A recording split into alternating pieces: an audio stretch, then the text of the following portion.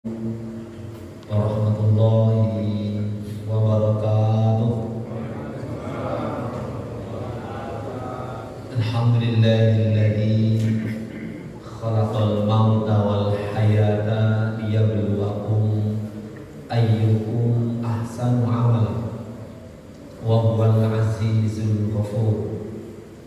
Asyhadu an la ilaha illallah wahdahu la syarika lah wa asyhadu anna Muhammadan abduhu wa rasuluh. Masya Allah kan wa ma lam yasha lam yakun, la hawla wa la quwwata illa billah. Qala Allah ta'ala fi kitabihil aziz, a'udzu billahi minasy syaithanir rajim. Ya ayyuhalladzina amanu taqullaha haqqa tuqatih wa la tamutunna illa wa antum muslimun. Ya ayyuhan nas ittaqu rabbakum alladzi khalaqakum min nafsin wahidah wa khalaqa minha zawjaha wa bassa minhuma rijalan katsiran wa nisaa. Wattaqullaha alladzi tasaaluna bihi wal arham, innallaha kana 'alaikum raqiba.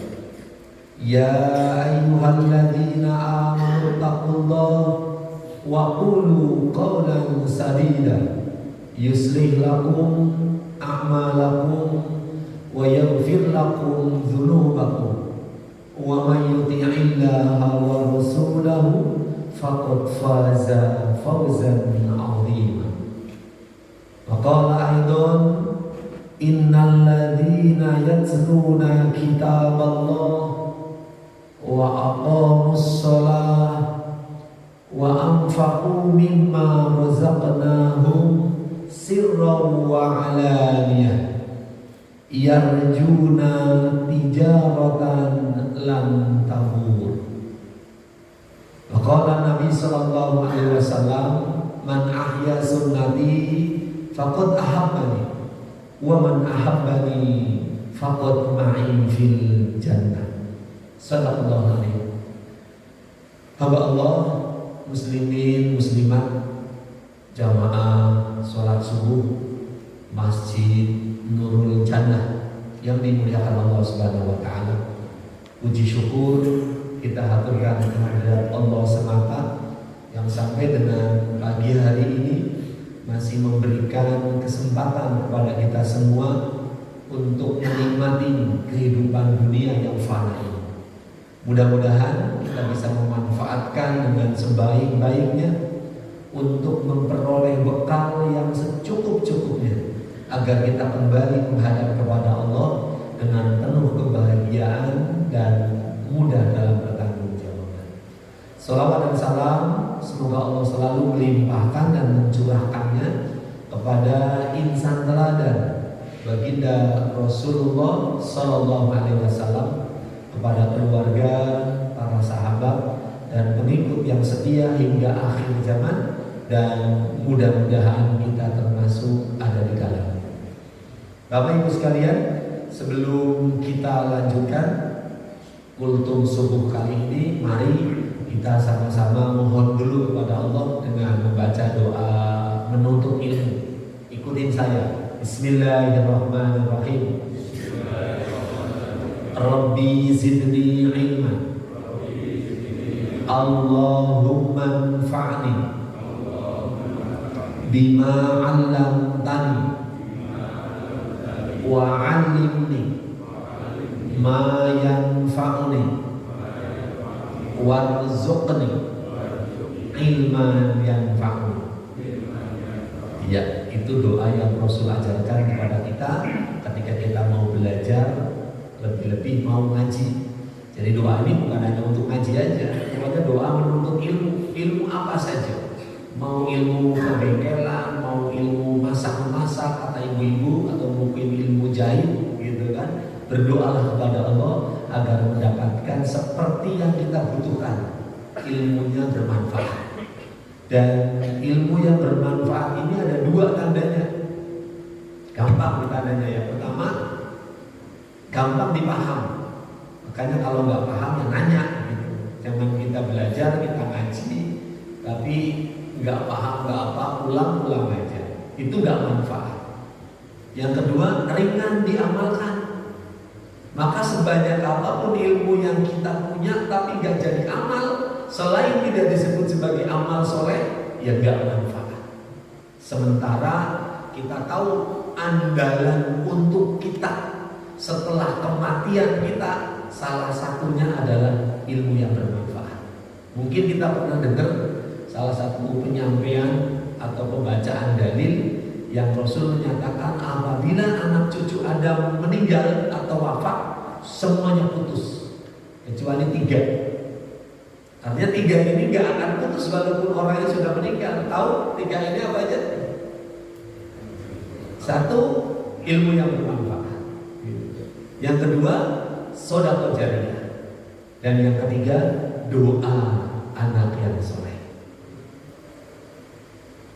Mudah-mudahan di pertemuan pagi kita kali ini akan menjadikan ilmu kita bermanfaat. Amin ya rabbal alamin.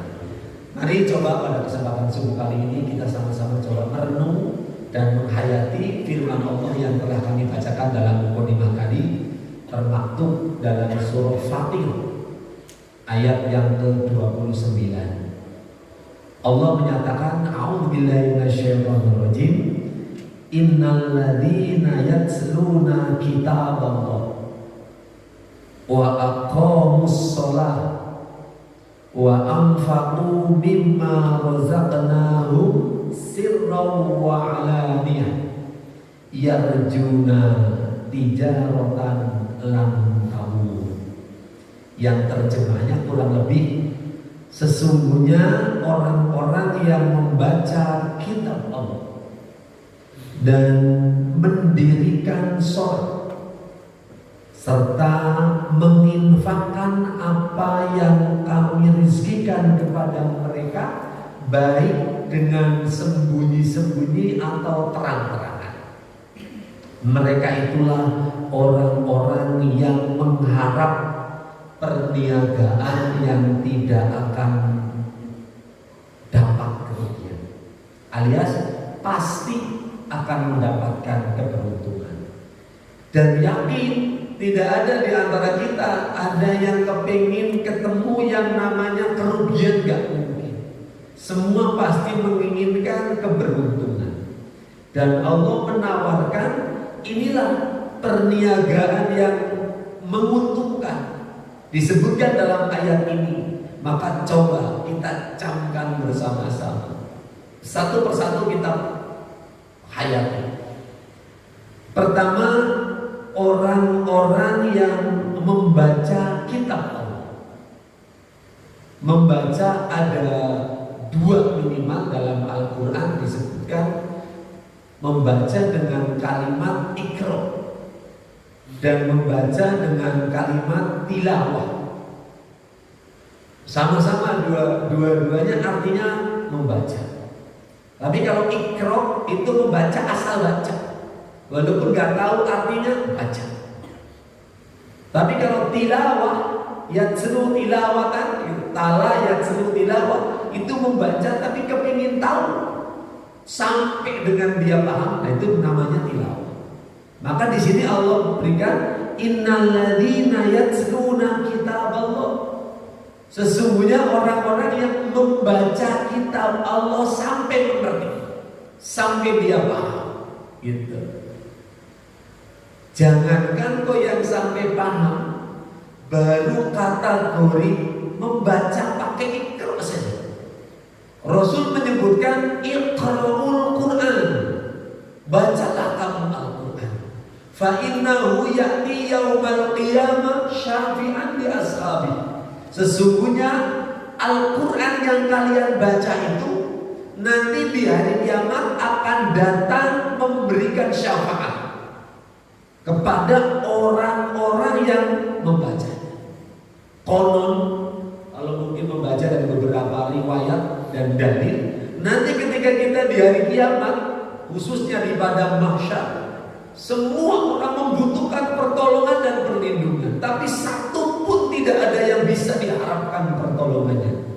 Nah, Al-Quran yang kita baca itu akan datang menawarkan pertolongan yang disebut dengan syafaat. Maka Rasul membiarkan dan menggemarkan kepada kita, Iqra'ul Quran, baca Al-Quran. Fa innahu ya'ti yaumal qiyamah syafi'an li ashabi. Sesungguhnya Al-Quran itu akan datang pada hari kiamat memberikan syafaat.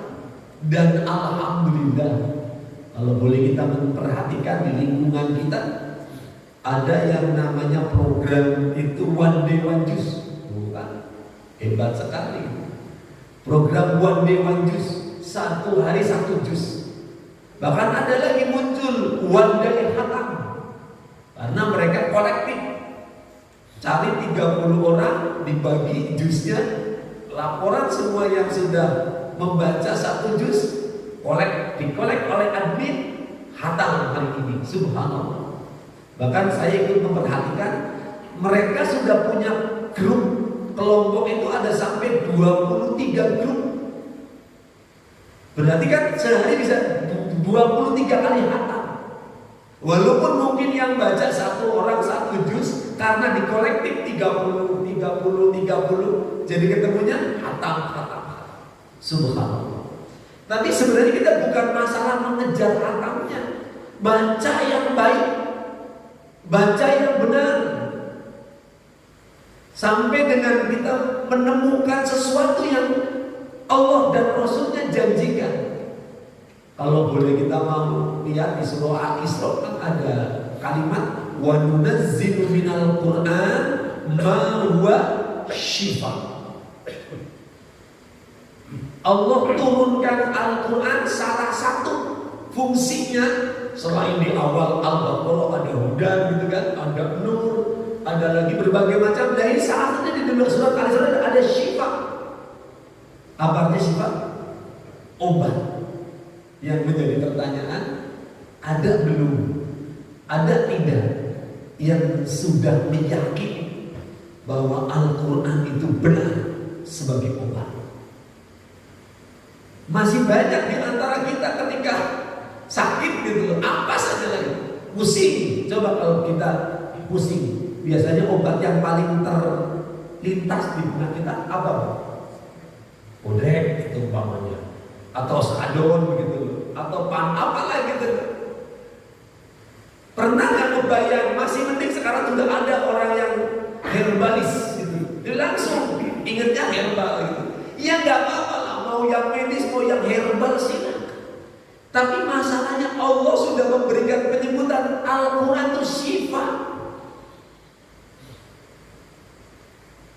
Dan itu tidak pakai dipilih-pilih ayatnya, dari mulai Al-Fatihah sampai dengan Anas, silakan apa saja yang mau dibaca. Enggak seperti yang banyak diyakini oleh kita, udah ada orang sakit panas, minta air sini, bacain Al-Fatihah, minum, ya nggak apa-apa. Tapi jangan dengan Al-Fatihahnya, Al-Qurannya. Coba digantilah Al-Fatihah dengan Al-Ikhlas, atau Al-Fatihah diganti dengan apa mungkin yang lebih panjang gitu kan, mau Al-Baqarah kan, silakan.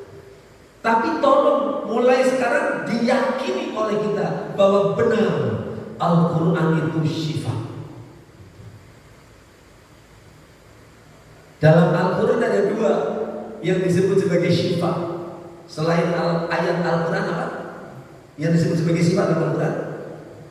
Madu. Kalau boleh kita sekarang ditanya, yang lebih seret di hati kita atau yang sudah berjalan di lingkungan kita, antara Al-Quran ayatnya dibaca dengan minum madu, sama-sama syifa. Al-Quran menyebutkan. Kira-kira lebih cenderung yang sudah berjalan yang mana kira-kira? Madu. Tapi ada yang sampai sekarang belum meyakini bahwa madu juga belum ditemukan, belum dirasakan bahwa madu itu benar obat. Karena maaf ya, saya memperhatikan selama ini, ya bagaimana madu mau bisa jadi obat? Oh, minum madunya juga salah. Lah minum madu itu hanya buat campuran. air segelas, gitu kan? Atau mungkin ada jamu sekalian dikasih madu 2 sendok atau 3 sendok. Itu bukan minum madu. Kalau mau minum madu, ya walaupun cuma 1 sendok, ia diminum itu madunya gitu. Kayak minum obat batuk, gitu kan? Ya minum obat gitu, jangan dicampur. Ini udah madu, maaf ya, nyari madunya yang asli juga susah. Begitu kita menemukan yang diyakini itu asli gitu, jadi campuran doang gitu. Mulai sekarang kalau mau kepengen minum madu yang bermanfaat dan bisa berdampak seperti yang Allah mau, coba sekarang ini madunya kalau toh memang pertama mahal, yang kedua kita juga mau ngirit, ya sudah. Walaupun cuma 1 sendok, tapi madu aja jangan dicampur. 1 teguk lah 1 sendok, dinikmati dulu. Masalah nanti mau digontor pakai air minum ya silakan, tapi madu itu dinikmati jadi obat dulu. Subhanallah.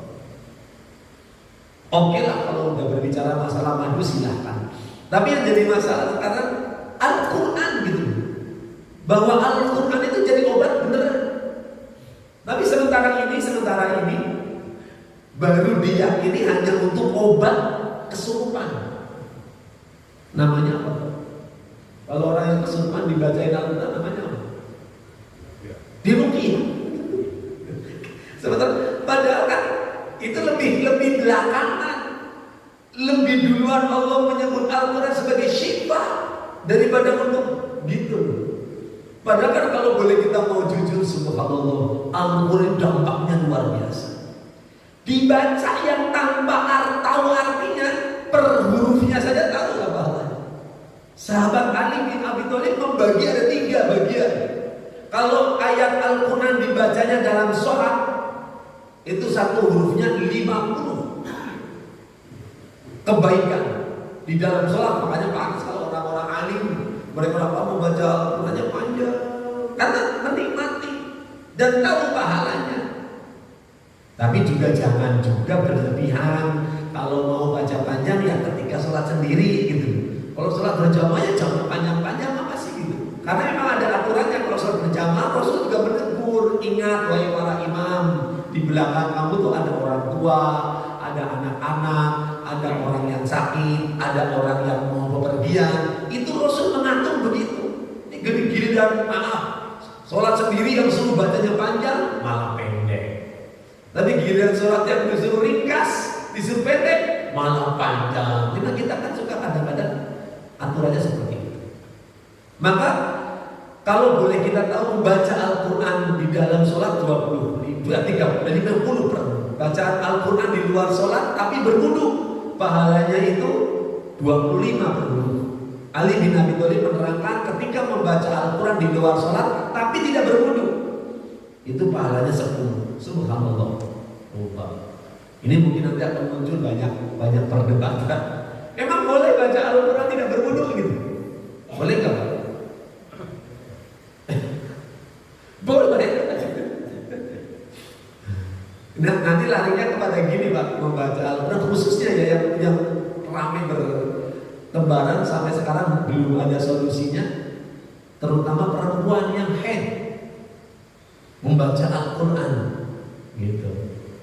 Jujur nih jamaah yang hadir aja deh, jangan nanya orang lain. Saya nanya yang jamaah yang hadir ini kan kelihatan orang yang rajin ngaji. Pemahaman selama ini setelah kita banyak belajar, membaca buku, mendengar nasihat gitu kan, orang haid membaca Al-Quran boleh nggak? Boleh nggak Pak? Boleh. Ada yang masih kentut sampai sekarang nggak boleh ya? Ya karena masih banyak gitu loh. Makanya kalau seandainya membaca Al-Quran bagi orang yang haid itu kagak boleh, coba maaf aja. Haid paling sebentar berapa hari? Atau paling lama berapa hari? Seminggu lah ya. Seminggu tidak alamat dia tidak sholat. Coba sudah tidak sholat, tidak puasa, tidak boleh membaca Al-Quran, terus ngapain dia? Ada yang mengatakan dia zikir. Sementara Nabi mengatakan afdolu zikri tilawah. Yang menjadi pertanyaan sebenarnya gini, Yang bagi para perempuan yang lagi happy, sebenarnya yang nggak boleh itu membaca Al-Quran atau memegang Al-Quran. Yang nggak boleh. Gimana Pak? Yang nggak boleh megang Quran atau baca Quran? Pegang nggak boleh. Tinggi mana sih membaca sama pegang? Dalil pertama begini. Di zaman Nabi kan belum ada Al-Quran yang berbentuk mushaf, ini nggak ada. Di zaman Nabi nggak ada Al-Quran kitab yang bisa dibawa bertunda. Bahkan di zaman Abu Bakar, di zaman Umar juga belum ada. Coba alasan yang menyatakan nggak boleh megang Al-Quran mana? Mau di zaman Nabi belum ada. Satu. Yang kedua, oke, saya ikut. Nggak boleh. Lagi head memegang Al-Quran nggak boleh. Pertanyaan saya begini, lebih nggak boleh mana? Perempuan head memegang Al-Quran dengan perempuan bersalaman dengan laki-laki yang bukan muhrim, lebih nggak boleh mana? Lebih nggak boleh mana Pak? Lagi head megang Quran dengan laki-laki dan perempuan yang bukan muhrim bersalaman, lebih nggak boleh mana? Salaman aja mereka pada enjoy kok. Laki perempuan maaf lah, baru mereka yang bukan maaf, nggak pakai kerudung tapi dia muslim dan sholat. Tapi mereka kok butuh saya lagi head nggak baca. Sekalipun mau membaca itu ada beberapa alternatif. Begitu terjadi banyak perdebatan, yang boleh membaca Al-Quran yang ada terjemahnya. Gitu. Kata enggak, bedanya apa? Sudah jangan terlalu dibahas itu. Tapi intinya penekanan membaca Al-Quran, khususnya dengan kalimat tilawah ini. Karena ternyata dampak dari membaca Al-Quran dengan kalimat tilawah ini berfungsi banget dengan sholat. Karena kalau boleh kita mau lihat, ada dalil yang menyatakan dalam Al-Quran begini, inna sholata tanha anil fakhsyai wal munkar. Kan terjemahnya sesungguhnya sholat yang benar, itulah sholat yang bisa mencegah perbuatan keji dan munkar. Yang menjadi pertanyaan,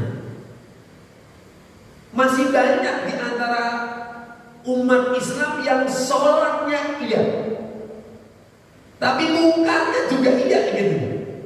Pertanyaannya yang benar itu apa? Yang salah orangnya, apa sholatnya, apa dalilnya? Loh, ya karena mungkin bisa jadi benar sudah sholat, tapi kenapa belum berdampak seperti yang diharapkan oleh dalil itu bisa mencegah perbuatan keji dan munkar? Karena nggak ditelusuri. Padahal potongan ayat itu ada di tengah-tengah. Ayat itu lengkapnya dari awal tuh utlu ma uhiya ilaika minal kitab, itu ayatnya. Utlu ma uhiya ilaika minal kitab wa aqimis shalah, itu ayatnya. Bacalah oleh kamu Al-Quran atau wahyu yang kami berikan dengan kalimat tilawah. Baru yang kedua wa aqimis shalah. Artinya kalau orang Islam yang antara sholat dengan Al-Quran dijejerkan, dia sholat iya, dia tilawah juga iya, dia sholat iya, dia ngaji dan belajar iya, insya Allah akan ketemu dengan dalil inna sholata tanha 'anil fahsya'i wal munkar. Persis banyak orang juga yang tidak mau memahami tentang ayat poligami. Tahunya orang berkata poligami sunnah, ada dalilnya di An-Nisa ayat 3 gitu kan. Ada kata-kata masna wa sulasa wa ruba. Boleh laki-laki nikah tuh 2, 3, 4 boleh. Gitu. Itu ayatnya benar. Tapi cuma rata-rata membaca sampai di situ doang. Coba terusin bacanya. Karena ayat itu masih belum selesai. Kalau seandainya diselesaikan, kan ayat itu boleh 2, 3, 4. Tapi kan kalimat berikutnya, kalau kamu takut tidak bisa berlaku adil, satu, itu kata Allah. Dan jangan dibiarkan ayat ini berdiri sendiri. Itu ayat ketiga surah An-Nisa. Tengok di An-Nisa 129-nya. Kata Allah, tidak mungkin kalian akan bisa berlaku adil. Itu Allah juga yang mengatakan. Makanya ini nanti akan berlomba. Ayat ketiga An-Nisa itu ayatnya bapak-bapak. Nanti 129-nya ayatnya ibu-ibu.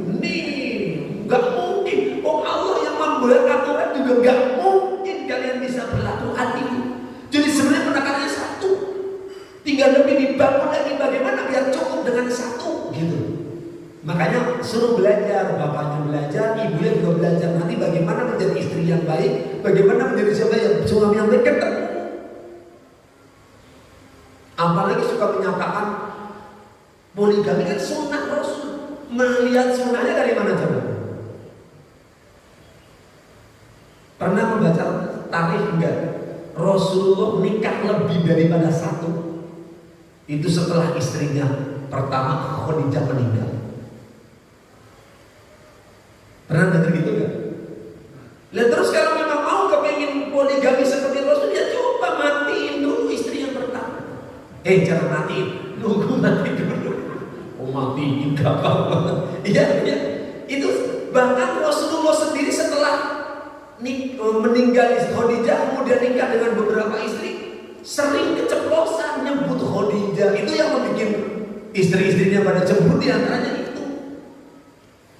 Jadi makanya kalau mau menyatakan poligami sunnah Rasul, apalagi istrinya cantik, anaknya juga udah banyak, apa sih yang dikejar dari istri yang kedua atau ketiga? Mau sunnah Rasul gitu. Ini mohon, jadi pahami. Bahkan kalau kita mau memahami dengan penuh keikhlasan ayat ketiga surat An-Nisa, yakin kita malu, yakin. Karena kalau boleh saya yang menerjemahkan itu Allah marah justru. Ayat Allah marah. Kenapa saya katakan Allah marah? Itu kan ayatnya jika kamu mengawini perempuan-perempuan yatim, gitu kan? Tapi kamu takut tidak bisa berlaku adil. Karena yang banyak terjadi di zaman Rasul itu, mentang-mentang perempuan itu yatim, begitu dinikahi tidak diberikan haknya. Jadi mentang-mentang yatim gitu, oh Allah marah. Ya sudah, daripada kamu menikahi perempuan yatim begitu kamu perilakunya, cari oleh kamu perempuan yang lain yang kamu suka. 2 kek, 3 kek gitu. Itu tambahan kek dari saya gitu. Maksudnya 2, 3, 4 itu bahasanya kalau boleh sering benar. Tapi tetap walaupun Allah juga marah, di belakang tetap ada kalimat walaupun 2, 3, 4 di belakang, jika kamu takut tidak bisa melakukannya, cukup 1 saja. Ini dampak orang yang belajar atau membaca Al-Quran tidak ditelusuri atau mungkin tidak melalui ustaz. Kadang-kadang saya juga ikut sedih ketika ada kita orang menekankan bacalah Al-Quran, kalau bisa ikut program One Day One Juice. Ada yang nyeletuk, ngapain baca Quran banyak-banyak kalau tidak tahu artinya? Kan sakit banget kan? Pertanyaan saya jadi muncul, emang kalau orang baca Quran sudah membaca terjemahnya paham? Itu pertanyaan saya. Jaminan gak orang yang membaca terjemahnya dia bisa paham? Belum tentu. Oh kadang-kadang jangan kok paham, membaca intonasinya aja gak bener, mau paham bagaimana gitu. Makanya mulai sekarang, apalagi kita baru memasuki tahun 1445 Hijriah ini, coba bismillah. Ya Allah, saya kepingin lebih baik. Dan diawali dengan Al-Quran, baca. Sekalipun mungkin belum bisa 1 hari 1 juz, enggak jadi soal. Tapi punya moto tersendiri, tiada hari tanpa membaca Al-Quran. Tapi ya jangan walaupun 1 ayat, janganlah, malu amat sih. Karena ada motonya bagus, tiada hari tanpa membaca Al-Quran, udah begitu aja. Jangan tambahin walaupun 1 ayat. 1 ayat, Al-Fatihah aja 7 ayat. Ya baca Al-Fatihah aja daripada cuma 1 ayat kan. Gitu. Yang pertama Al-Quran, pahamlah. Alhamdulillah saya merasa bersyukur sekali dengan pedulinya banyak orang kepada Al-Quran. Maka sekarang berdiri di beberapa tempat rumah-rumah tahfiz. Masya Allah, salut lah gitu. Dan ini salah satu yang menjadikan Indonesia walaupun kayak apa situasi dan kondisinya, tetap aja aman gitu, nyaman gitu, nggak perlu pakai takut. Bahkan sampai COVID pun juga kewalahan sekarang. COVID-nya yang kewalahan. Karena Al-Quran masih terus digemakan di mana-mana. Al-Quran mau dicegah gitu. Jalan, alhamdulillah. Subhanallah, apalagi di bulan Ramadan. Orang yang tidak pernah megang Al-Quran datang ke musola, datang ke masjid, mau baca Quran. Bahkan orang-orang pada tidur dia masih tetap baca. Walaupun dia kayak sip-sipan. Dia kerjanya baca Qurannya malam, kemudian nanti siangnya dia tidur. Yang lain baru yang baca boleh. Yang kedua, pertama innal ladzina yatluna kitab Allah. Yang kedua wa aqamus shalah. setiap kalimat sholat dalam Al-Quran itu selalu diawalinya dengan kata-kata iqamah, aqimu atau yuqimu. Bukan imalu, amilu, bukan fa'ala yaf'alu, bukan, tapi iqam atau iqamah. Maka bagaimana kita bisa melaksanakan sholat dengan harapan sholat itu terlaksananya dengan iqamah? Ternyata kuncinya satu, di masjid. Gitu. Kalau sholat itu tidak di masjid, apakah mau disebut sebagai iqamah? Wallahu a'lam. Karena sudah menjadi pembahasan seluruh ustaz, seluruh penyampai bahwa sholat 5 waktu itu di masjid kecuali uzur. Tahu uzur kan? Uzur itu halangan. Halangan minimal 3. Kalau mau kepengen boleh ke masjid 3. Pertama sakit, yang kedua hujan, yang ketiga safar. Jadi kalau tidak ini, tidak sakit, tidak hujan, tidak safar, kita di rumah dengar azan kok tidak ke masjid, itu bukan masalah enggak apa-apa. Buat apa punya telinga gitu? Buat apa punya kaki? Buat apa punya sehat? Atau mungkin ada di antara kita yang belum tahu tentang pahala sholat berjamaah di masjid. Ada yang belum tahu? Tahu pahala sholat berjamaah di masjid? Berapa Pak? 27 apa?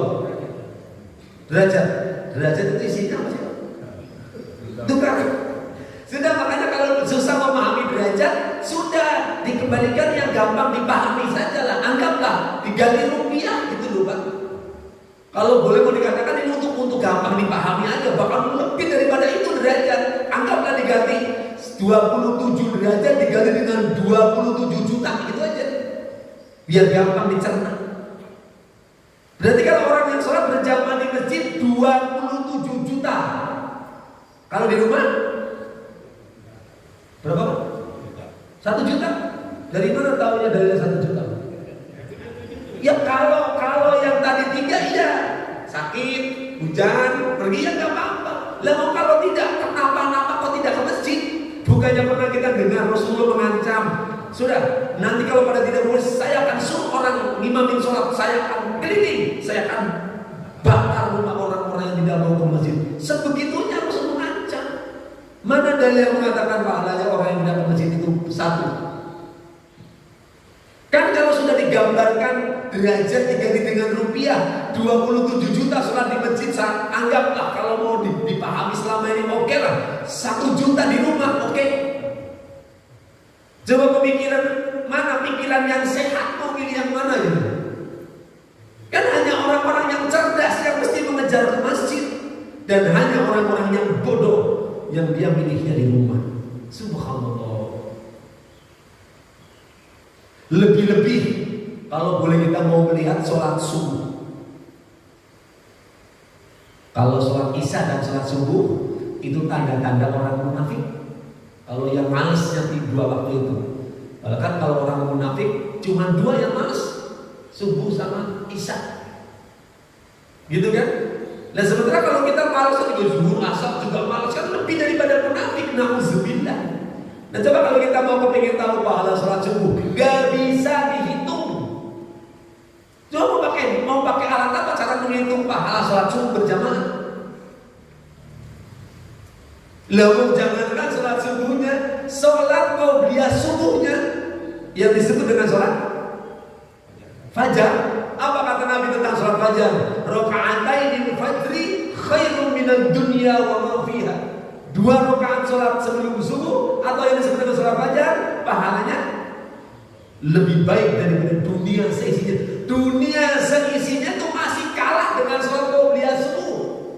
Coba kira-kira kalau qobliyah subuhnya begitu, sholat subuhnya kayak apa gitu? Mau dikasih pahala seperti apa? Makanya kalau sampai tidak mau mengambil, terlalu banget, subhanallah. Maka kalau boleh mau mengukur keimanan seseorang, lihat sholat subuh Kalau mau lihat keislaman seseorang, lihat sholat idnya. Kalau mau keislaman seseorang, lihat sholat idnya. Tapi kalau mau lihat keimanan seorang, lihat sholat subuh. Dan beberapa aparat pemerintah, pejabat sudah pernah mencontohi untuk gemar sholat subuh. Bahkan dipasang spanduk di beberapa tempat, subuh berjamaah, subuh berjamaah, subuh berjamaah. Sampai akhirnya pejabat keliling ke masjid-masjid bergantian. Salah satunya di Bekasi begitu. Makanya ada kegiatan wali kota Bekasi itu suling namanya, subuh keliling. Kok untungnya subuh gitu, yang dikelilingkan sehingga pakai singkatannya bagus, suling. Coba kalau maghrib yang dikelilingi, mau disingkat apa gitu, dimaling gitu. Ya sudahlah. Tapi artinya pemerintah sudah upaya mengajak ayo sholat berjamaah, sholat berjamaah. Maka kalau kita sudah sholatnya di masjid, subhanallah, selain akan mendapatkan pahalanya 27, mau derajat ya mau jutaan silakan. Kalau mau juta kurang banyak yang mau diganti miliar juga nggak apa-apa, silakan. Tapi intinya derajat itu lebih daripada itu. Juga sholat di masjid untuk menyempurnakan menjadi iqomah, menjadi yuqimu, menjadi aqomu, itu baru sholat di masjid. Subhanallah. Kalau boleh mau mempelajari amalia haji atau umroh, ini kan orang-orang yang haji masih sebagian masih belum pada pulang. Ada jamaah Masjid Nurjana yang berangkat haji tahun ini 3, sudah pulang belum Pak?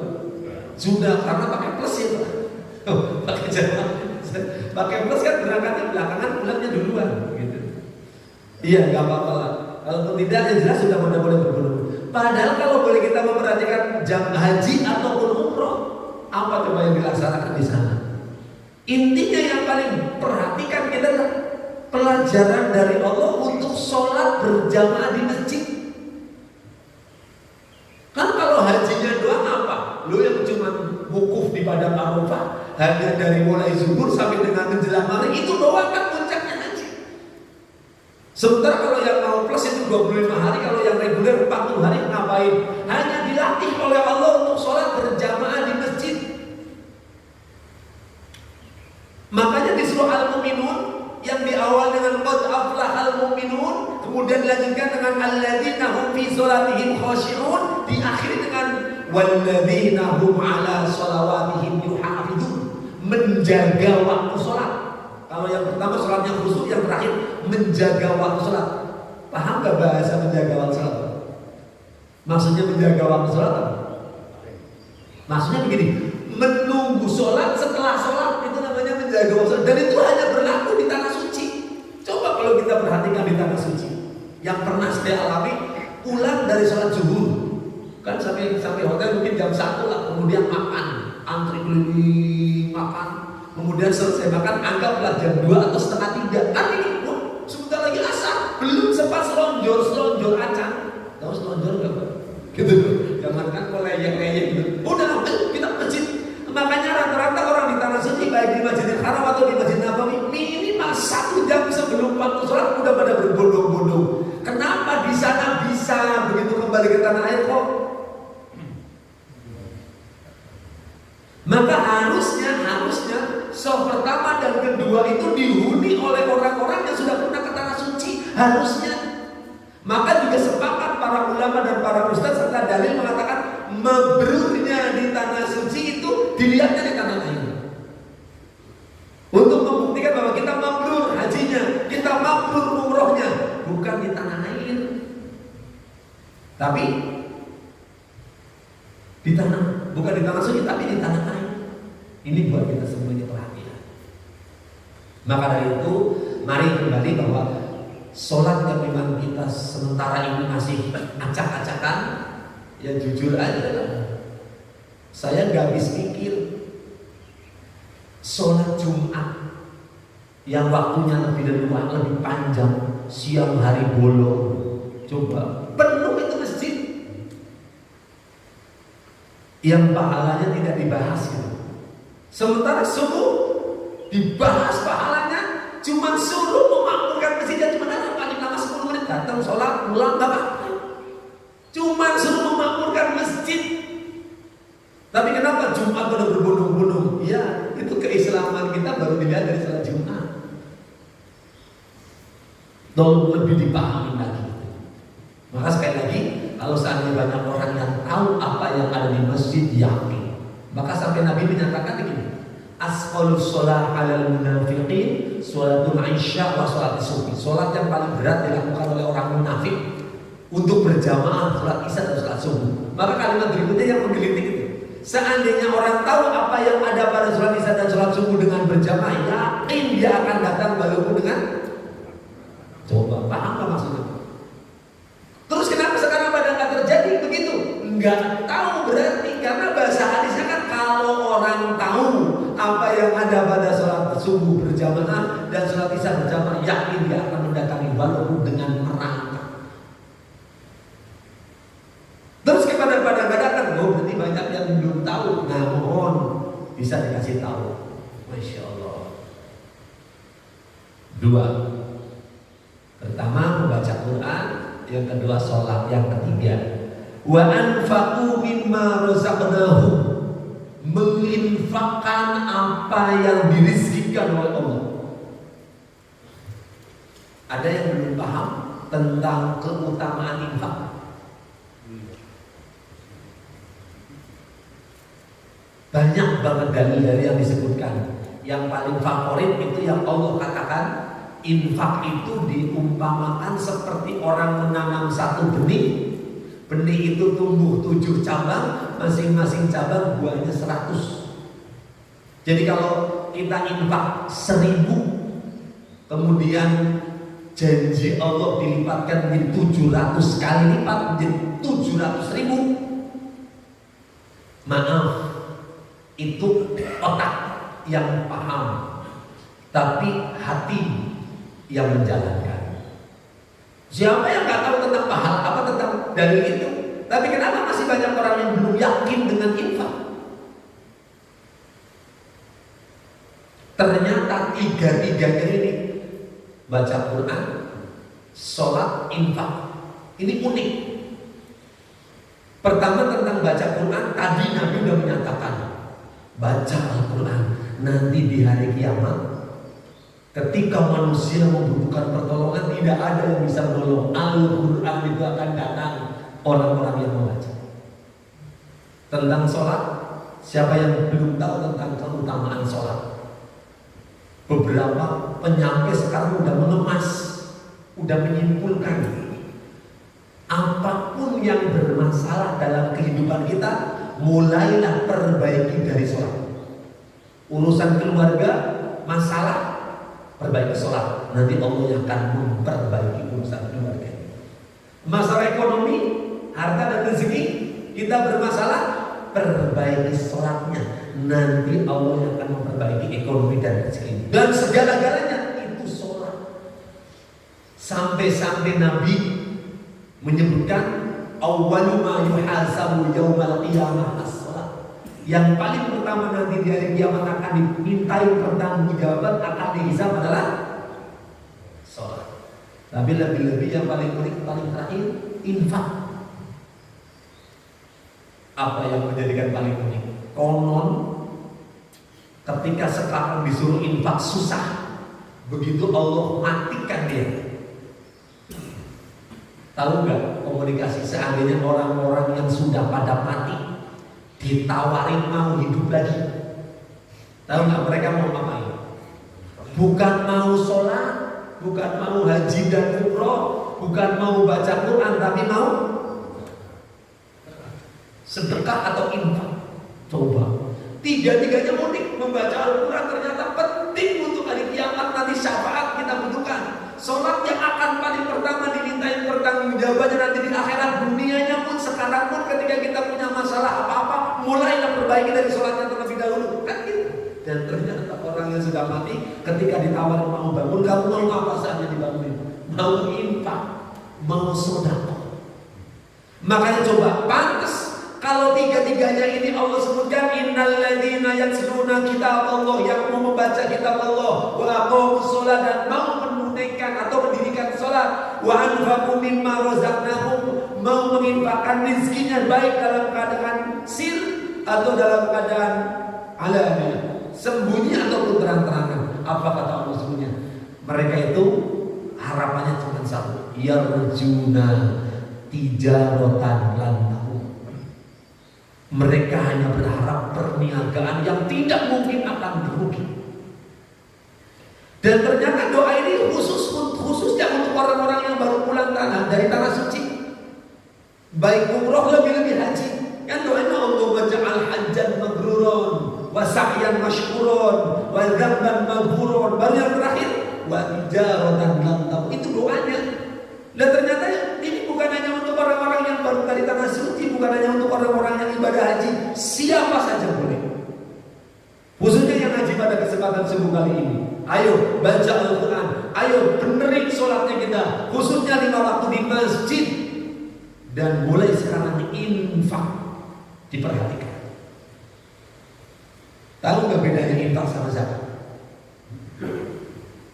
Gini yang karena saya masih menjumpai mentang-mentang dia udah mengeluarkan 2,5% zakat, udah cukup, nggak perlu bikin infak. Atau sebaliknya, mentang-mentang dia infaknya sudah banyak, nggak perlu pakai zakat. Salah, bedanya jauh banget.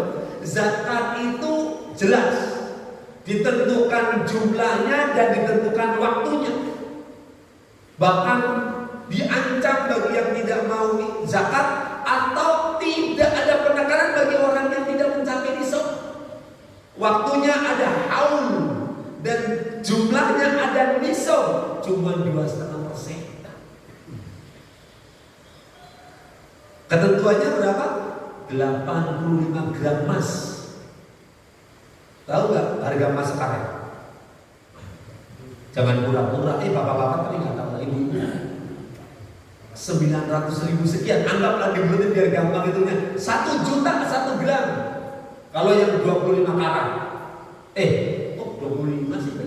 Paling tinggi berapa? 24. Itu kalau yang paling murah yang sekarat kan. Kalau yang 24 1 juta, tapi kalau yang murah sekarat aja. Iya. Jadi kalau 85 gram batas nisabnya zakat harta, ada sama dengan kalau kita punya tabungan atau punya simpanan atau punya uang sebesar 85 juta minimal. Ini para ulama mengambil haulnya itu di bulan Ramadan. Jadi kalau yang di luar Ramadan sekarang mulai dirapatkan dengan Ramadan sehingga sekaligus ya zakat fitrah, ya zakat mal, ya sedekah. Jadi kita harus berpikir bahwa zakat dan fungsinya cuma satu, membersihkan. Tutahhiruhum wa tuzakkihim, membersihkan, mensucikan saja nggak dapat pahala. Sementara kalau untuk hitungan yang pahala itu adalah infak. Makanya hebatnya lagi infak itu sebutannya apa? Baik dalam keadaan lapang ataupun sempit. Alladzina yunfiquna fis sarra'i wad dharra, mau lapang ataupun sempit. Ini ayat kalau boleh mau dibahas musuh banget dengan ibu-ibu. Kan kata ibu kalau dibacakan infak adalah infaklah kamu baik lapang ataupun sempit. Oh paling protes ibu-ibu, orang gak infak aja kurang, begitu kan gitu. Padahal justru ini kalau ditelusuri, cara Allah mau kepengen membantu yang sempit biar lapang itu. Dan maaf ya, ini gak bisa dengan otak, harus dengan hati. Makanya kan pernah Ustaz Yusuf Mansur kan menggembar-gemborkan infak dan sedekah sampai miliarder itu. Subhanallah. Ya karena memang logika banget, infak itu bukan untuk apa-apa, ya untuk kesejahteraan umat. Gitu kan? Kalau seandainya infak itu benar berjalan, Masya Allah, luar biasa. Maka kalau boleh mau jujur, antara infak dan zakat itu berjalan, orang kaya sama orang miskin itu sama. Kenapa orang miskin gak boleh pakai minta-minta? Ada hak zakat, ada hak infak kecukupan. Kalau orang-orang kayanya sadar. Makanya sama, orang kaya, orang miskin, orang bodoh, orang pintar, dalilnya sama. Wa ma khalaqtul jinna wal insa illa liya'budun, diciptakan manusia untuk ibadah saja. Makanya ketika rezekinya mungkin bermasalah, ibadahnya mungkin jangan-jangan yang belum benar gitu kan. Lalu kalau udah berbicara masalah rezeki, berbicara masalah harta, sekarang siapa yang punya masalah? Wong kita sebelum lahir ke muka bumi ini 40 bulan di kandungan kan tadi ditetapkan oleh Allah. Setelah ditiup ruh, ditetapkan oleh 3 hal. Tahu 3 hal ini? Satu apa? Rezeki. Jadi rezekinya kita semua sebelum lahir udah ada ketentuan. Berapa kayak gitu loh. Jadi selagi rezeki itu masih ada, sudah sakit separah apapun gak bakalan akan mati. Tapi sesehat apapun, senaik apapun karirnya, kalau jatah rezekinya sudah habis, dia harus mati. Itu rezeki. Makanya kalau yang masih orangnya enjoy dan lapang, berarti umurnya masih panjang. Tapi kalau lagi-lagi keluarnya, aduh, sudah pensiun, diperhitungkan rezeki, pun ada tanda itu. Udah mulai gambar, oh rezekinya susah gitu. Kenapa pakai pusing gitu? Yang kedua apa setelah rezeki? Umur. Rezeki itu umur itu. Yang kedua jodoh. Kalau jodoh udah jelas otomatis, jangan nggak perlu pakai yang jodoh, nanti datang dengan sendirinya. Walaupun ada yang suka protes, itu ada yang jomblo sampai tua, itu bukan jomblo sampai tua. Mungkin sudah Allah datangkan jodohnya, cuman dia nggak selera. Oh ya sudah, itu terserah sampai kapan. Karena kan suka selera zaman sekarang kan seleranya, terutama laki-laki tuh mau nyari pasangan tuh yang pantas diajak kondangan. Oh nyari pasangan untuk diajak kondangan doang sih. Niatnya ibadah, kalau mau berumah tangga, mau beristri itu niatnya ibadah, yakin akan selesai. Sejelek apapun akan jadi baik, sekurang apapun akan jadi cukup. Itu kalau niatnya ibadah. Itu yang kedua, jodoh. Yang ketiga apa? Ajal. Makanya kalau boleh kita mau ikhlas ya Allah, sebelum kita lahir ke muka bumi ini, ketentuan matinya sudah ditentukan oleh Allah. Makanya kalau boleh mau mengambil dalil ini, kematian tuh jangan dibawa-bawa dengan sesuatu. Ini karena demam berdarah, enggak yang demam berdarah juga mati. Ini karena corona doang, yang enggak corona juga mati, gitu kan? Jadi makanya kalau udah kembali kepada kematian, seperti yang kita selalu baca, ada perintah meninggal. Kalimat yang kita baca apa? Inna lillahi wa inna ilaihi raji'un. Ini kadang-kadang memahami itu juga masih kacau. Seolah-olah ini doa untuk orang yang meninggal gitu. Bukan. Ini ikrar kita. Begitu ada yang meninggal, oh iya, saya juga milik Allah, saya juga akan kembali kepada. Harusnya begitu. Tinggal nunggu giliran aja gitu. Jangankan orang lain gitu. Orang lain kan mau suami, kayak mau istri, kayak mau anak, kayak mau orang tua, kan itu orang lain. Lalu diri kita juga sama akan kembali kepada Allah. Persis seperti banyaknya orang tidak memahami tentang ziarah kubur. Kalau kalimat ini kan kalimat untuk yang masih hidup, sadar bahwa kita akan mati. Sama, kenapa Islam mengajarkan kita untuk ziarah kubur? Pernah dengar nggak? Diperintahkan kita untuk ziarah kubur apa? Iya, untuk mengingat kita akan mati, gitu loh. Yang terjadi kan orang ziarah kubur suruh nangis. Nangisnya apa? Ingat yang di dalam kubur. Salah, jangan ke kuburan kalau kayak gitu. Kalau ke kuburan hanya ingat orang yang dalam kuburan, jangan. Itu malah akan menyedihkan orang yang mati. Kalau kita ke kuburan nangis, menangisi diri kita karena masih banyak salah, boleh silakan. Begitu pulang lebih baik lagi. Begitu pulang ziarah baik. Gitu. Makanya kalau boleh saya mau nanya, lebih gampang untuk mengingat mati yang mana? Antara ziarah kubur dengan melayang. Untuk menyentuh hati kita bahwa kita akan mati, lebih gampang diterima yang mana? Kan Islam mengajarkan ziarah kubur kan, tapi kita juga diperintahkan melayang, juga diperintahkan. Nah, lebih gampang untuk mengingat mati mana? Antara ziarah kubur dengan melayang. Ya udah melayang aja terus, kalau ada bendera kuning datengin gitu. Apalagi kalau tahu pahala sholat jenazah kan, 1 kilo. Tahu 1 kilo? Emas 1 gunung. Coba. Makanya kalau orang paham akan sholat jenazah, yakin dia balik tadi bendera kuning. Mana? Di mana ada bendera kuning? Saya menyalakannya. Tapi karena banyak orang yang nggak tahu, jangankan ke orang lain, keluarganya meninggal aja nggak mau nyolatin. Itu yang jadi persoalan bagi semuanya. Baik, ini barangkali yang bisa kami sampaikan pada kesempatan sibuk kali ini. Ada yang protes belum? 3 ya, baca Quran, sholat, kemudian infak. 3-tiganya penting banget. Al-Quran akan memberi syafaat, sholat untuk kebaikan di dunia dan di akhirat, dan juga sedekah, infak. Itu orang yang udah mati aja kalau mau dibangun kepingin yang infak. Masa kita yang masih hidup terus infak susah? Kepingin rezekinya mudah aja infak. Itu bahkan sempit pun harus infak. Bahkan ukuran iman kalau boleh mau digadein, kalau mau dijual iman kita tuh seberapa? Lihat infaknya tuh. Ya, baik. Kalau tidak ada yang menanya, selamat beraktivitas di akhir pekan ini. Kita tutup sama-sama dengan baca doa kafaratul majlis. Subhanakallahumma wa bihamdika, asyhadu an la ilaha illa anta, astaghfiruka wa atubu ilaik. Maafin semuanya. Assalamualaikum warahmatullahi wabarakatuh.